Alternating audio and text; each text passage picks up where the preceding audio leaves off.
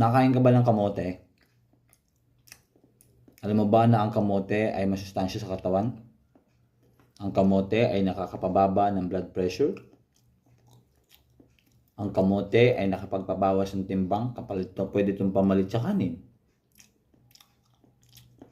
Ang kamote ay panlaban sa cancer. Nakakababa ng sugar. At marami pang ibang benepisyo.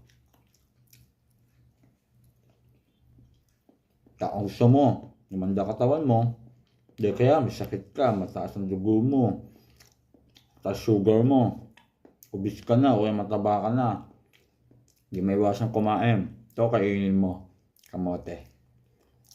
Masarap din to, manamis-namis din to, pero hindi makakasama sa katawan natin.